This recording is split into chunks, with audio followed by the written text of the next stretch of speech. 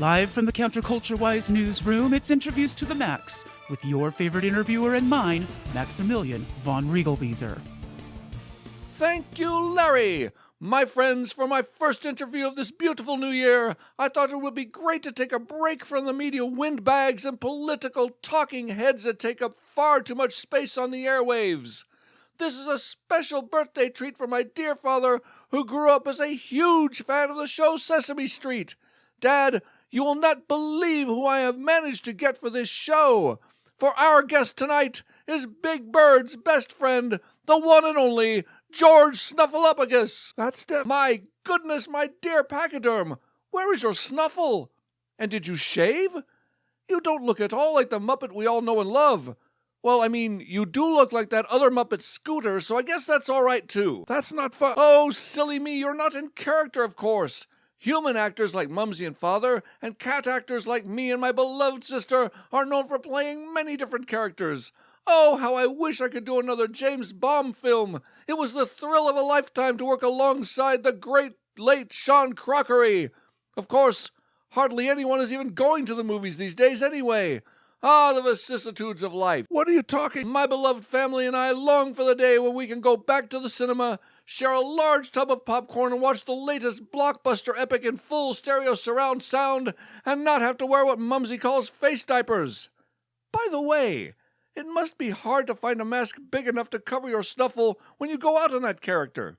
It must be at least the size of a bed sheet. Am I right in that assumption? I'm not George Stephanopoulos. His brother Ralph, maybe? No, and I'm not Scooter either. I'm not a Muppet at all. I'm George. Now it is I who am disillusioned.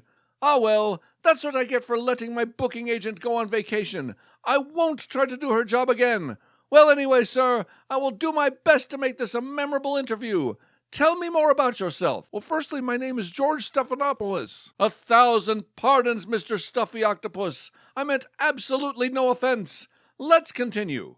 What noteworthy things have you done that we can talk about? I'm the former press secretary for Bill Clinton, and I host a news show on ABC. Ah, double whammy.